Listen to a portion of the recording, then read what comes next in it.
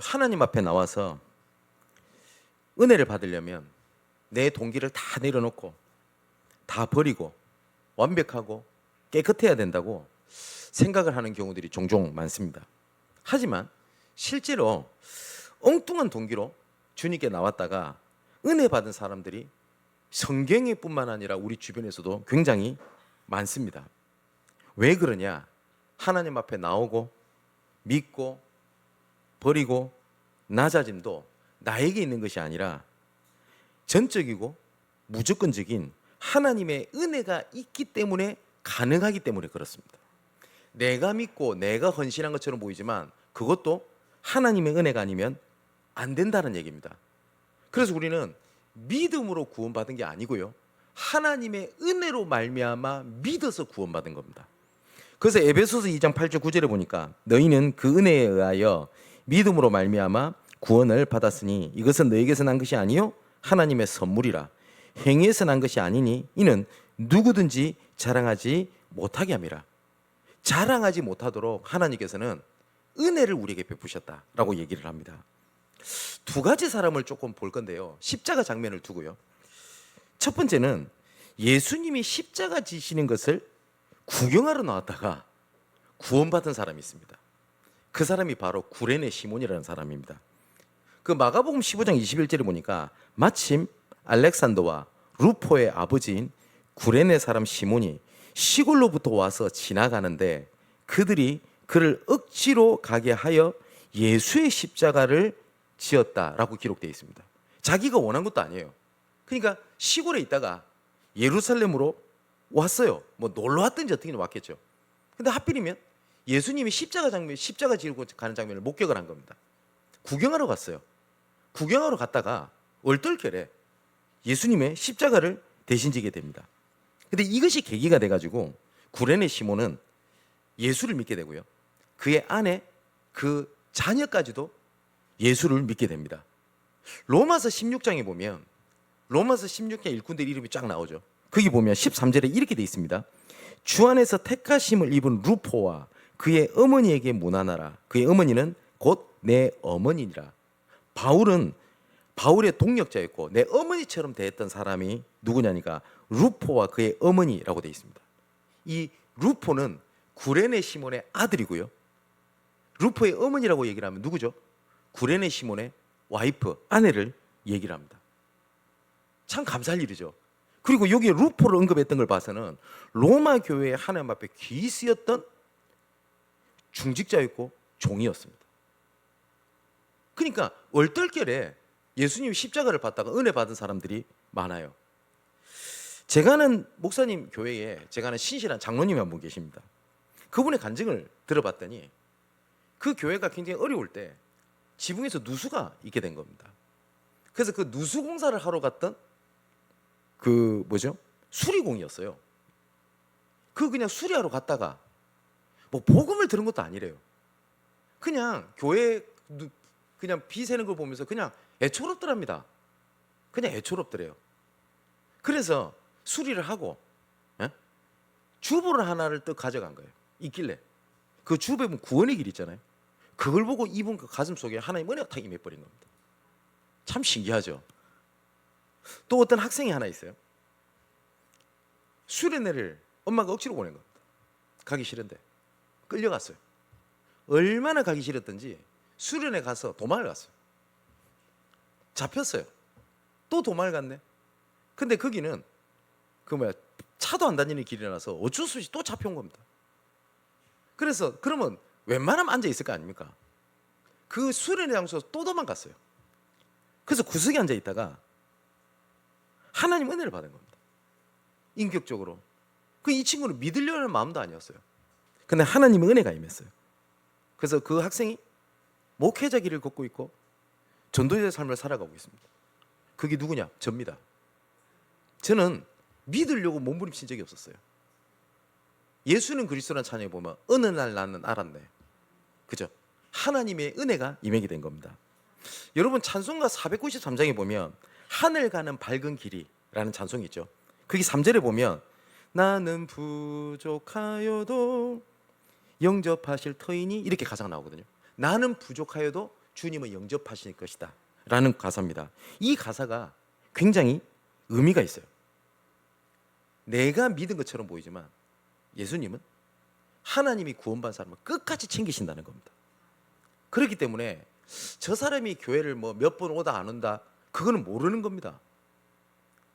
하물며 이런 자들에게도 하나님 은혜를 베푸시는데, 지금 대면이든 비대면이든 하나님의 은혜 자리에 나온 우리를 하나님께서는 그냥 저는 두시지 않을 거라고 저는 확신합니다. 두 번째 사람은 막달라 마리아입니다.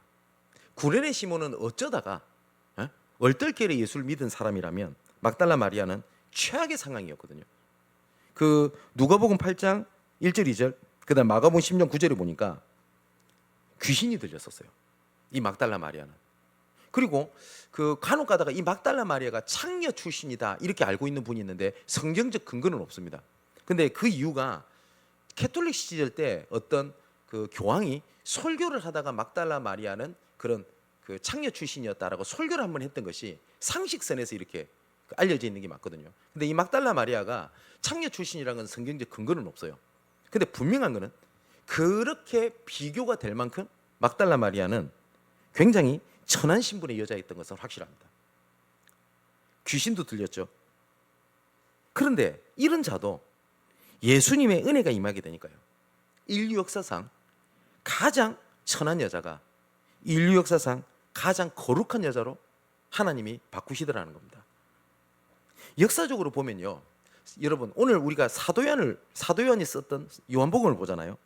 그 사도 요한의 바로 제자, 그러니까 이 사도들의 제자를 속사도라고 부릅니다. 그리고 이 속사도의 제자를 교부라고 부릅니다. 들어보셨죠? 그래서 이 사도 요한의 제자는 폴리카르포스라고 하는 제자입니다. 그러니까 요한의 제자죠. 그래서 이 요한의 제자였던 폴리카르포스의 또 제자가 이레네우스라고 하는 교부입니다. 그래서 이 이레네우스가 그 요한복음에 대하여 기록한 것을 굉장히 의미 있게 공부를 하고 학자들이 연구를 합니다. 왜냐니까 요한의 제자의 제자니까요. 근데 이 이레네우스가 썼던 이단 반박이라는 책이 있습니다. 그러니까 영지주의를 반박을 하고 올바른 복음을 제시하기 위해서 썼던 글에 보면 어떤 글이 있냐니까 이 막달라 마리아를 이렇게 표현을 합니다. 사도들에게 보냄을 받은 사도, 이렇게 표현을 합니다. 근데 막달라 마리아는 사도가 아니에요. 근데 사도적 역할을 했던 여인이다라고 이레네우스는 평가를 합니다. 그러니까 구레네 시몬은 얼떨결에 믿었고요, 막달라 마리아는 열심을 다해서 믿었어요. 근데 하나님은 동일한 은혜를 주셨다는 겁니다. 그럼 막달라 마리아가 그 억울한 거냐? 그렇지 않습니다. 둘 다 동일한 하나님의 은혜가 있기 때문에 얼떨결에 구경 나왔다고도 예수 믿었고 또한 열심을 갖고 믿을 수 있었다는 겁니다. 오늘 보면 1절에 보니까 안식구 첫날 일찍이 아직 어두울 때에 라고 기록되어 있죠. 그 예수님이 부활하시고 난 다음에 그 다음 날입니다. 그 부활하시고 그 다음 날 안식구 첫날 일찍이 아직 어두울 때라고 기록되어 있는데, 이때를 대략 유대인의 시간으로 계산을 해보면 약 새벽 4시쯤 이렇게 됩니다. 이때 막달라 마리아가 무덤에 제일 먼저 뛰어갔거든요. 근데 이 막달라 마리아가 아마 그 새벽 4시에 뛰어갔던 걸 보면 전날 잠을 못 잤던 것 같아요. 그죠? 그리고 빨리 가고 싶었던 마음이 있었고, 다른 제자들보다 가장 먼저 예수님의 무덤에 뛰어갔던 사람이 막달라 마리아입니다. 근데 이런 막달라 마리아 열정에 초점을 맞추다 보면 박수 쳐줄 만한 일이죠. 다른 사도들보다 먼저 뛰어갔으니까요. 근데 이 막달라 마리아에게 굉장히 부족한 점이 있었어요. 그게 뭐죠? 마리아는 예수님의 무덤으로 가면서 어떤 예수님을 만나러 갑니까? 부활하신 예수님이었나요? 아니면 예수님의 시신의 예수님을 만나러 갔습니까? 마리아는 시신으로 있는 예수 그리스도를 만나러 갔어요. 부활하신 예수를 만나러 갔던 것이 아니었습니다. 예수님께서 이전에 부활하실 것에 대하여 굉장히 자주 말씀하셨습니다. 특히 막달라 마리아는 요한복음 11장에 보면 나사로를 살리시는 장면이 나오죠. 그때 예수님께서 요한복음 11장 25절 26절에 보니까 예수께서 이르시되 나는 부활이요 생명이니 나를 믿는 자는 죽어도 살겠고 무릇 살아서 나를 믿는 자는 영원히 죽지 아니하리라. 이것을 네가 믿느냐? 이 말을 분명히 마리아도 들었어요. 나는 부활이요 생명이니. 그죠? 그리고 나사로를 살리시고 또 뭐라고 말씀하셨냐니까 11장 40절에 보니까 예수께서 이르시되 내 말이 네가 믿으면 하나님의 영광을 보리라 하지 아니하였느냐. 이 말도 분명히 마리아가 들었어요. 근데 마리아는 응답에 취했던 건지 어떤 건지 모르지만 이 말씀을 잃어버렸어요. 그렇다 보니 이 마리아는 부활하신 예수님을 만나러 무덤에 간 게 아니고요, 예수님의 시체를 찾으러 갔어요. 예수님은 제자들에게도 나는 내가 죽은 지 사흘 만에 부활하리라 라는 말씀을요 굉장히 자주 말씀하십니다. 마태복음 10장 16절에 보니까 주는 그리스도시요 살아계신 하나님의 아들이십니다. 예수가 그리스도라는 지상 최대의 고백, 그 고백 이후에 그 21절에 보니까 그때부터 예수 그리스도께서 자기가 예루살렘에 올라가 장로들과 대제사장들과 서기관들에게 많은 고난을 받고 죽임을 당하고 제3일에 살아나야 할 것을 제자들에게 비로소 나타내시니, 그러니까 그 고백 이후에 처음으로, 그 다음에 그 이후부터 부활에 대한 말씀을 계속 예수님이 말씀을 하십니다. 그런데도 이 막달라 마리아와 제자들은 부활하신 예수님을 만나러 갔던 게 아니라요, 시신으로 누워있는 예수님을 만나러 갔다라는 겁니다. 이것이 우리 신앙의 연약함이요 우리 신앙의 문제점입니다. 왜 나는 예수가 그리스도라는 걸 아는데 왜 나는 문제가 계속 옵니까? 왜 나는 예수가 그리스도라는 걸 알고 주는 그리스도시요 살아계신 하나님의 아들이십니다, 저는 진짜 믿는데 나는 왜 안 될까요? 그거에 대한 답이 오늘 본문에 있습니다. 우리의 신앙이 예수가 그리스도라는 걸 모르는 게 아닙니다. 막달라 마리아 분명히 믿었어요. 그렇기 때문에 십자가를 끝까지 쫓아갔었습니다. 근데 뭐가 없었냐? 부활하셔서 지금 함께 계시는 나의 주 나의 하나님이라는 신앙이 없었던 겁니다. 여러분, 우리가 매주 예배 자리에 앉아 있을 때 어떤 예수님을 만나러 오십니까? 부활하셔서 지금 나에게 말씀하시는 예수님입니까? 아니면 2000년 전에 역사 속의 예수님으로 기억하고 추억하며 그때 하셨던 좋은 말씀들을 내가 듣고 기억하러 오십니까? 그 차이입니다. 이 베드로와 제자들은 예수님을 안 믿은 게 아니라니까요, 믿었어요. 근데 어떤 예수님을 믿었냐? 기억하는 예수님으로 믿었어요. 근데 많은 사람들이 예배를 드리면서 기억하는 예수님으로 믿습니다.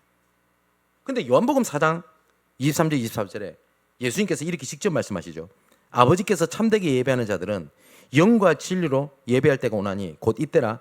아버지께서는 자기에게 이렇게 예배하는 자들을 찾으시느니라. 하나님은 영이시니. 무슨 말이죠? 하나님은 살아계시니 예배하는 자들은 영과 진리로 예배할지니라. 히브리서 10장 19절 25절에도 그러므로 형제들아 우리가 예수의 피를 힘입어 성소에 들어갈 담력을 얻었나니 그 길은 우리를 위하여 휘장 가운데로 열어놓으신 뭐라고요? 새로운 살 길이요. 휘장은 곧 그의 육체니라.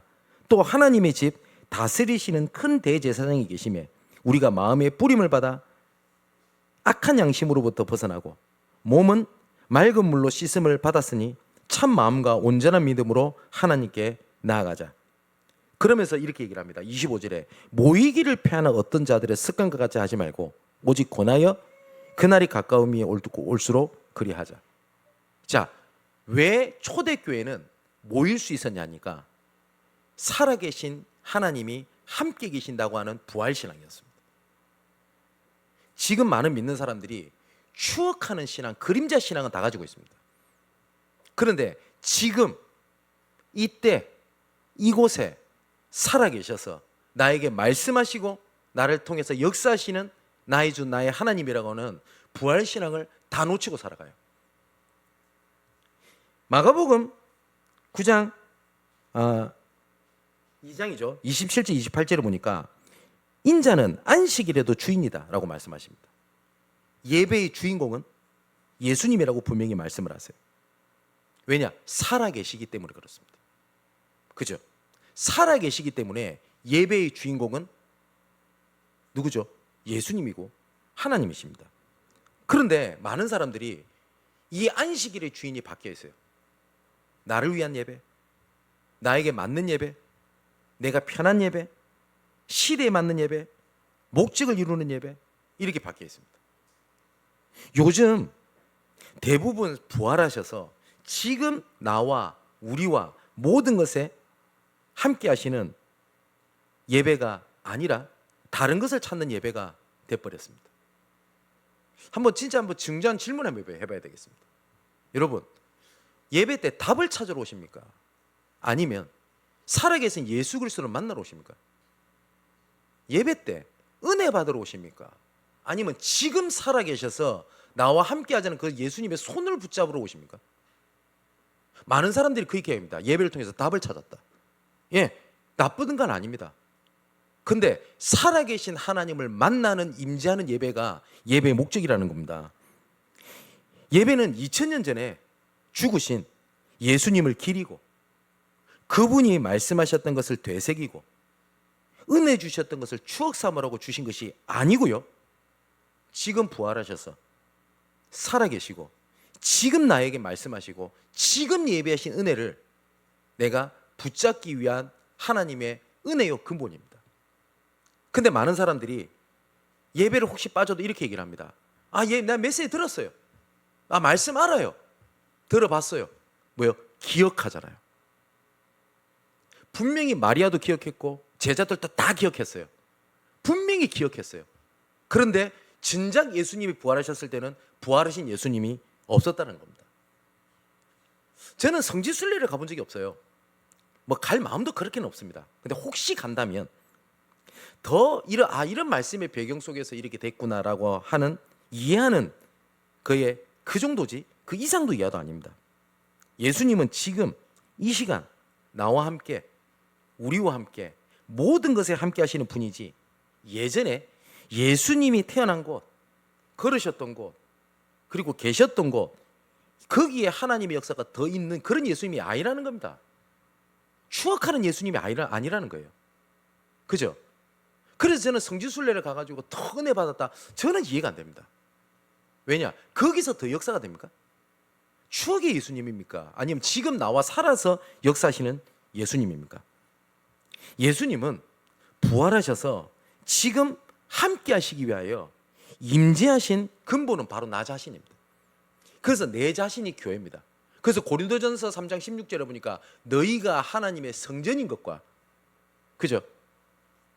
또한 우리와 함께 하십니다. 그래 마태복음 18장 18절 20절에 보니까 두세 사람이 누구 이름이요? 내 이름으로 모인 곳에는 나도 그들 중에 있느니라. 또한 예배 가운데 분명히 살아서 역사하시겠다고 분명히 말씀하셨습니다.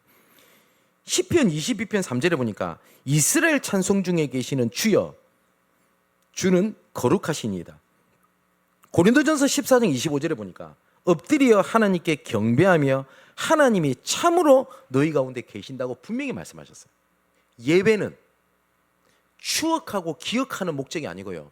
지금 살아계시고 부활하셔서 나와 함께 하시는 하나님을 만나러 오는 것이 예배에 대한 근본입니다. 또한 하나님은 모든 것, 그 다음에 모든 곳에 하나님은 분명히 함께 하십니다. 시편 139편 7절에 10절에 보니까 내가 주의 영을 떠나 어디로 가며 주의 앞에서 어디로 피하리이까? 내가 하늘에 올라갈지라도 거기 계시며 수월에 계실지라도, 이 수월은 지옥입니다. 혹시 지옥에 내 자리를 펼지라도 거기 계시나이다. 내가 새벽 날개를 치며 바다 끝에 가서 거주할지라도 거기서도 주의 손이 나를 인도하시며 주의 오른손이 나를 붙드시리다. 그죠? 또 예레미야 23장 23절 24절에도 보니까 여호와의 말씀이니라 나는 가운데 있는 하나님이요 먼데 있는 가까운데 있는 하나님이요 먼데 있는 하나님인 아니냐. 나는 가까이에만 있고 먼 데는 없냐. 이렇게 말씀하시는 거예요. 여호와의 말씀이니라 사람이 내게 보이지 아니하려고 누가 자신을 은밀한 곳에 숨길 수 있겠냐. 나 여호와가 말하노라 나는 천지에 충만하지 아니하냐. 하나님은 나와 함께 하시고요 우리와 함께 하시고 예배 가운데 임재하시고 모든 것을 함께 하십니다. 중요한 것은 이게 흔들리지 않는 나의 믿음으로, 즉 발판, 시스템이 되어야 된다는 겁니다. 로마서를 보면요, 많은 학자들이 그렇게 얘기를 합니다. 성경에서 가장 노른자 핵심의 성경을 하나를 꽂으라고 하면 로마서라고 얘기를 합니다. 저도 그것에 동의합니다. 이 로마서 1장 1절에 보면 이렇게 되어 있습니다. 1장 1절 2절 보니까 예수 그리스도의 종 바울은 사도로 부르심을 받아 하나님의 복음을 위하여 택정함을 입었으니, 여기 보니까 하나님의 복음을 위하여 택정함을 입었는데 그 하나님의 복음이 뭐냐? 이 복음은 하나님의 선지자들을 통하여 그의 아들에 관하여 성경에 약속하신 것이라. 하나님의 복음을 위하여 내가 택정함을 입었다라고 얘기하면서 이 하나님에 대해 복음에 대한 얘기를 쫙 얘기를 합니다. 그러면서 마지막에 편지에 16장 25절에 우리 많이 들었을 겁니다. 근데 갑자기 뭐라고 얘기하냐? 나의 복음과 예수 그리스도를 전파하면, 그렇게 얘기합니다. 무슨 말이죠? 하나님의 복음이 나의 복음이라, 이 말입니다. 이거는 내가 정리한 복음, 내가 깨달은 복음을 바울이 말한 게 아니라 선지자를 통해서 영세전부터 주셨던 하나님의 복음이 나의 복음으로 왔다, 이 말입니다. 기억 속에 있었던 말씀이 뭐요? 나한테 왔다, 이 말입니다. 이것이 with 임마누엘, 그죠? 그 다음에 원네스 시스템이라고 얘기를 해요. 여러분, 부활신앙을 가진 성도는 미래를 보고 미래를 살아가는 자들입니다. 성도는 미래의 메인 사람이 돼야 돼요. 그게 지극히 정상입니다. 성도들이 부활의 능력을 믿지 못하면 항상 과거에 매여서 살아가야 돼요. 막달라 마리아와 제자들은 지금 살아계신 예수님을 만난 게 아니고요, 과거 추억 속에 있는 예수님을 생각해서 시신을 만나러 갔다니까요. 믿는다고 하면서 과거를 기준으로 나를 보고, 과거를 기준으로 상대방을 보고, 과거를 기준으로 해서 미래를 딱 보고 있어요. 그러니 낙심하고 두려워하고 도피하고 연약감 속에서 빠지고 성도들이 살아가는 겁니다. 믿는데 왜 안 됩니까? 지금 부활하셔서 나와 함께 하시는 하나님, 그게 부활신앙입니다. 누가복음 24장에 보면 엠마오로 가는 두 제자가 나와요. 근데 두 제자는 분명히 예수님이 십자가에 못 박히신 사건을 직접 경험했거나 분명히 들었던 제자입니다. 그래서 누가복음 24장 1절부터 12절에 보면 오늘 본문과 동일한 내용이 기록되어 있습니다. 어떻게 있냐? 부활에 대해서 들었고 그 일이 일어난 지 3일째 되는 날이라는 것도 분명히 이 두 제자는 알았고요. 또한 여인들이 무덤에서 예수의 시신을 발견하지 못하고 천사의 말을 들었다는 것도 분명히 알고 있었어요. 분명히 두 제자는 몰란 게 아닙니다. 알았다니까요. 그런데 이 모든 일을 알고 있으면서 누가복음 24장 17절에 뭐라고 기록되어 있냐? 두 사람이 슬픈 빛을 띠고 라고 되어 있습니다.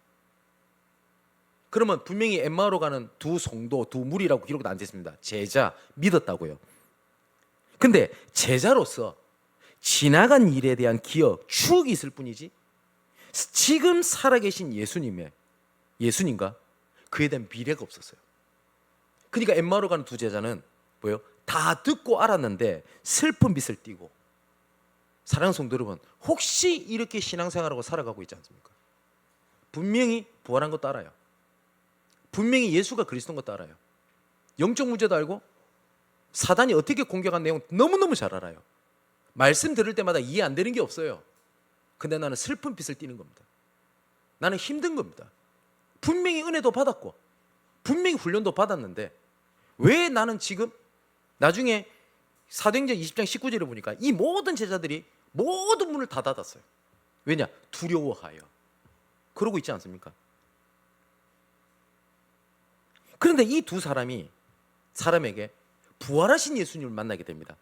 부활하신 만나고 난 다음에 이 두 제자가 반응이 어땠냐? 첫 번째로 보면 누가복음 24장 32절에 보니까 그들이 서로 말하되 길에서 우리에게 말씀하시고 우리에게 성경을 풀어주실 때에 우리 속에서 마음이 뜨겁지 아니하더냐. 머릿속에 있는 기억이 마음이 뜨겁지 아니하더냐. 그리고 두 번째로 나타난 게 33절에 곧 그때로 일어나 예루살렘으로 돌아갔어요. 떠나지 말라고 했던 그 자리, 내 삶으로 돌아갔다는 겁니다. 부활 신앙을 가지고 있는 사람의 특징이 있습니다. 마음이 뜨겁지 아니하더냐. 그리고 지금 이때 이 상황에 지금 함께 하시는 하나님을 믿는다는 겁니다. 말씀은 누구든지, 머리까지는 누구든지 갈 수 있어요. 그런데 머리에서 가슴까지는 약 30cm밖에 안 됩니다. 근데 이 말씀이 대부분요, 좋은 말씀, 추억, 기억 속에서 머물러 있어요. 많은 사람들이 이제는 제자들처럼 기억했던 말씀이 가슴 속에 심겨져 차갑고 차디찬 내 가슴에 뜨거움으로 말씀이 임해야 됩니다. 복음서에 보면 제자들이 그 말씀을 기억하였더라라는 말씀이 굉장히 자주 나옵니다. 오늘 8절에도 보니까요, 무덤에 갔던 그 다른 제자들도 들어가 보고 믿더라. 믿었다고 되어 있습니다. 이건 진짜 믿은 게 아니에요. 그러면서 가로 열고 주석이 달려있죠. 그들은 성경에 그가 죽은 자 가운데서 다시 살아나야 하리라는 말씀을 아직 알지 못하더라. 보세요, 믿었는데 몰랐어요. 우리가 사실상 신앙생활 이렇게 하는 겁니다. 예수가 그리스도다, 모든 문제 해결하셨다, 부활하셨다, 지금 나와 함께 하셨다, 믿었어요. 근데 진짜 믿는 게 아니에요. 진짜 부활하셔서 지금 나와 함께 하시는 예수님을 얘기를 하거든요. 근데 이 제자들은 이것이 가슴 속으로 들어가지를 못했어요. 그래서 아까 말씀드렸던 대로 19절에 보니까 두려워하여 모인 곳에 문들을 다 닫았다라고 기록되어 있습니다. 왜 그러냐? 히브리서 4장 2절에 보니까 그들과 같이 우리도 복음 전함을 받은 자이나 들은 바 그 말씀이 그들에게 유익하지 못한 것은 듣는 자가 믿음과 결부시키지 아니함이라. 예레미야는 응답한 현실과 상관이 없이 예레미 20장 9절에 보니까 내가 다시는 여호와를 선포하지 아니하며 그의 이름으로 말하지 아니하려 하면 나의 마음이 불붙는 것 같아서 골수에 사무치니 답답하여 견딜 수 없나이다. 가슴이 불이 나. 이거는 감정을 말하는 게 아니잖아요. 여러분, 가슴에 불 붙는다는 것은 열정적인 감정적 신앙을 말하는 게 아닙니다. 저와 여러분들의 신앙이 어떻습니까? 지금까지 들었던 말씀이 기억입니까? 아니면 내 가슴에 심겨져 있는 뜨거움입니까? 많은 사람들이 말씀을 들으면 안 돼요. 그럴 겁니다. 혹시 내가 훈련을 안 가고 예배 안 가도 다른 성도들 말씀 들으면 알아. 알죠, 당연히. 근데 그 말씀이 내 가슴에 뜨거움이 없다라는 겁니다. 혹시 나는 부활하신 예수님을 바라보고 부활하신 주님께서 나와 함께 계시다는 감동, 감격이 없다, 그러면 그걸 두고 기도하십시오. 그러면 하나님은 살아계시기 때문에 그 마음을 뜨겁게 하십니다. 예레미야 29장 13절에 너희가 온 마음으로 나를 구하면 나를 찾을 것이요 나를 만나리라 분명히 약속하셨고요. 호세 6장 1절 2절에 보니까 오라 우리가 여호와께로 돌아가자. 여호와께서 우리를 찢으셨으나 도로 낫게 하실 것이요 우리를 치셨으나 싸매어 주실 것임이라. 우리를 일으키시리니 우리가 그 앞에서 살리라. 이처럼요, 보혜사 성령을 보내셔서 하나님은 이 모든 일을 하시기 위하여 우리에게 보혜사 성령을 보내신 겁니다. 성령이 오셔서 하시는 일 중에 중요한 것 중에 하나가 미래를 보고 미래를 살게 하시고 미래에 대한 꿈을 꾸게 하십니다. 요엘서 2장 26절에 보혜사 성령을 보내시겠다고 하는 말씀이 사도행전 2장 17절에 성취가 되죠. 이렇게 기록되어 있습니다. 하나님이 말씀하시기를 말세에 내가 내 영을 모든 육체에 부어주리니 너희의 자녀들은 예언할 것이요 너희의 젊은이들은 환상을 보고 너희의 늙은이들은 꿈을 꾸리라. 전부 다 미래를 말씀하셨어요. 그죠? 여러분, 렘넌트들이 거의 미래가 없어요. 부활하신 예수님이 지금 나와 함께 하신다는 게 없으면 미래가 없어요. 어디에 있어야 되는지 압니까? 불확실한 미래를 바라보고 떨어야 되고요, 눈앞의 것에 움직여야 돼요. 눈앞에 이득되는 것에 움직여야 되고 과거에 묶여야 돼요. 근데 주의 성령이 역사하시는 것 중에 하나가 뭐냐니까 전부 다 뭐예요? 자녀들은 예언할 것이요 젊은이들은 환상을 보고 늙은이들은 꿈을 꾸게 될 것이다. 성경에 꿈이 없던 한 사람이 있어요. 태어날 때부터 나라가 다 뺏겼거든요. 오히려 그런 상황에서 꿈을 꾼다면 오히려 그게 더 고통이었을 겁니다. 근데 그런 자에게 은혜가 임했어요. 그런 자가 나중에 하나님의 꿈을 꾸게 됩니다. 그 사람이 누구냐? 여호수아입니다. 근데 여호수아가 처음 등장하는 장면이 출애굽기 17장 9절에 아말렉 전투 때 나옵니다. 이 아말렉 전투 때 처음 나오는데 이 곳에서 분명히 여호수아가 하나님이 함께 하시는 현장에서 꿈을 보고 듣고 배우고 꾸게 된 게 확실합니다. 또 한 사람은 갈렙이에요. 당시 이스라엘 백성들이 정복하지 못했던 곳이 헤브론이라는 땅입니다. 거대한 아낙 자손들이 거주했거든요. 정복하기 가장 힘들다는 땅입니다. 아무도 그 길을 가지려고 하지 않아요. 아무도 거기서 싸우려고 하는 사람이 없어요. 근데 분명히 이스라엘 백성들은 기억했어요. 네 밟는 모든 땅을 다 줄 것이다. 정복할 기억했다니까요. 기억했어요 분명히. 근데 아무도 싸우러 가지 않았어요. 뭔지 압니까? 기억했기 때문에 그래요. 가슴 속에 있지 않았어요. 갈렙은 그걸 가슴에 품었어요. 그러면서 이렇게 얘기합니다. 그냥 달라고 얘기를 하지 않습니다. 내 나이가 84세입니다. 그 말은 뭐죠? 그만큼 내가 꿈을 꾸고 있었습니다. 미래를 보고 있었습니다. 라고 얘기를 했어요. 여호수아는 꿈을 꿨고요. 갈렙은 그 꿈을 사랑했어요. 시대마다 하나님께서 하셨던 역사 증거는 한 번도 빠짐없이 가장 힘들고 어렵고 안 된다고 할 때 이루셨다는 것을 기억하십시오. 태평성대를 하나님께서 편안할 때 주신 적이 단 한 번이 없다는 걸 기억하십시오. 왜 나는 보고 마는데 왜 나는 어려움이 옵니까? 그날 그때 그곳이 하나님께서 하시고자 시간표일지 모릅니다. 근데 많은 사람들이 이상하게 복음을 생각했어요. 복음 알면 행복하고 일이 다 잘 되고 남편이랑 사이가 다 좋고 다 잘 풀린다고 생각을 해요. 성경 어디 그리 돼 있습니까? 어디 그렇게 돼 있어요? 오히려 고난을 말씀하셨어요. 그때마다 하나님은 중요한 일을 시작하셨다는 겁니다. 그때 부활신앙을 갖고 있던 자들은 그 앞의 것을 보지 않고 뭘 봤다고요? 미래를 보고 미래를 살았다는 겁니다. 하나님이 주신 은혜가 기억으로 추억으로 머물러 있지 않았습니다. 사도행전 19장 21절에 보니까 이제는 내가 로마도 봐야 하리라. 바울이 가장 응답의 증거가 많았던 때가 언제냐? 에베소 사역입니다. 그럼 여기가 좋사오니 내가 초막 셋을 지어가지고 그럴 만도 한데 바울은 뭐라고 얘기를 했냐? 이제 내가 로마도 봐야겠습니다. 나중에 사도행전 20장 24절에 로마를 보러 가기 위하여 예루살렘을 가기 전에 이렇게 고백을 하죠. 내가 달려갈 길과 주 예수께 받은 사명 곧 하나님의 은혜의 복음을 증언하는 일을 마치려면 나의 생명조차 조금도 귀한 것으로 여기지 아니하노라. 보세요. 전부 다 부활신앙을 가진 사람 특징이 있습니다. 미래를 봤어요. 그렇지 못한 모든 제자들 막달라 마리아 이때 뭘 하고 있었냐? 과거의 기억으로 있었어요. 우리 신앙의 약점, 문제점 바로 여기에 있습니다. 사람의 가치는 그 사람이 어디에 승부를 거냐, 무엇을 보냐, 그거에 생명을 거느냐에 따라 달려 있습니다. 대부분 보십시오. 과거의 가치를 걸고요. 단지 눈앞의 것에 승부를 겁니다. 뭐라고 얘기를 하죠? 제가 정치 얘기를 좋아하지 않습니다만 과거 청산이 미래를 바꾸는 겁니다. 과거입니까? 과거의 상처.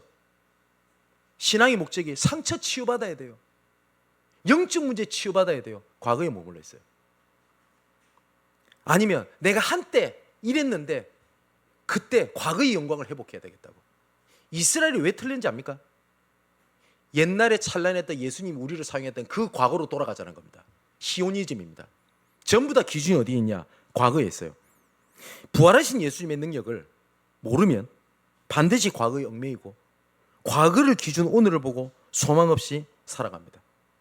십자가 연애는 지나갔던 과거의 죄를 고발하고 밝히는데 목적에 머무르지 않습니다. 십자가 연애는 지나간 죄를 고발하는 것에 목적이 있지 않고요. 그거를 드러내요. 반드시 미래를 향한 하나님의 계획과 꿈을 꾸게 하신다는 겁니다. 그래서 우리 렘넌트 사회 가시는 분, 치유 사회 가시는 분, 이런 분들이 진짜 조심해야 될 것이 뭐냐니까 대부분 치유를 한다, 라고 얘기를 하면서 과거를 계속 지적을 합니다. 이번에 전북노예 캠프 때 무속인 딸이 있었어요. 목사님이 이 애를 볼 때마다 항상 하는 얘기가 있습니다. 얘는 무속인 딸이라서 다 어디 있어요? 다 눈이 과거예요. 얘를 향한 하나님의 꿈, 하나님의 비전, 하나님의 미래가 없어요. 제 가족 중에 안타까운 일인데 정신문제가 와가지고 내 사촌 동생 중에서요, 정신병원에 입원한 애가 있어요. 너무 애가 탔어요. 그 이유가 뭐냐? 뭔지 모르게 안 되더래요, 내 인생이. 그래서 어떤 치유사관에 데려갔어요. 네 안에 울고 있는 네를 발견해요. 네가 알지 못하는 그 상처를 발견해. 그래서 도대체 내가 알지 못하는 상처가 뭐지? 내가 모르고 있는 것이 뭐지를 계속 뒤찾는 겁니다. 그래서 애가 돌아버렸어요. 그게 치유사역입니까? 성경은 네가 부지 중에, 새벽기도 때 말씀드렸죠. 속죄제, 속건제, 네 부지 중에 짓는 죄를 하나님이 사하시게 하여 속건제를 허락하셨다고요. 성경에는 이전 것은 지나갔으니 보라 새 것이 되었도다, 미래를 말씀하십니다. 이전 것은 기억지도 말며 생각지도 말라, 내가 새 일을 행하리니, 미래를 말씀하십니다. 그런데 우리가 사역을 하면서 자칫하면 과거에 머물러 있어요. 이래서 안 되잖아, 어쩌라고요? 미래가 없습니까?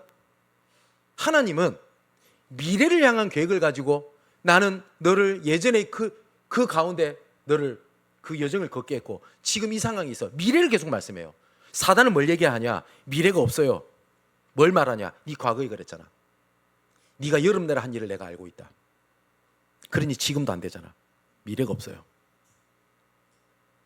이 부활하신 예수님을 몰랐던 막달라 마리아와 제자들은요, 미래가 없었어요. 기억에만 있었습니다. 마지막 이제 결론을 맺겠습니다. 부활신앙이 우리에게 꿈과 비전을 줄 뿐만 아니라 우리에게 능력이 되기도 합니다. 그 능력은 사망 권세를 깨뜨리신 주의 능력입니다. 오늘 아까 우리 찬양했죠. 무덤에 머물러 원수를 다 이기고 무덤에서 살아나셨네. 그게 주의 능력입니다. 오늘 본문에 보니까 예수님께서 죽으시고 부활하시기 전에 큰 돌을 무덤의 앞에다가 막아놨어요. 이것은 단순히 막았구나가 아닙니다. 이거를 걷어내면 가만두지 않겠다라고 하는 로마 정부의 엄포요 임봉이었어요. 맞죠? 건드리지 마. 이거 건드리면 절대 안 돼 라고 임봉을 딱 해놓은 겁니다. 이처럼요, 사단이 우리에게 속이고 닫아놓은 임봉이 있습니다. 이건 드러나면 안 돼요. 이 부분만큼은 건드리지 마세요. 이 부분은 내가 평생 내가 일평생 안고 가야 될 겁니다. 우리 어른들 이런 얘기 말하죠. 내가 평생 안고 가야 될 짐이야. 임봉 딱 돼 있어요. 그래서 거기까지도 하나님 여기만큼은 건드리지 마세요. 그래서 이 부분에 대해서 건드리면 뭐라고 얘기를 하는지 압니까? 말씀을 안 들려요. 나를 친다라고 얘기를 해요. 임봉돼 있는 겁니다. 그런데 이 임봉된 큰 돌이 제거되었습니다. 막달라 마리아가 치웠나요? 아닙니다. 예수님이 치우셨어요.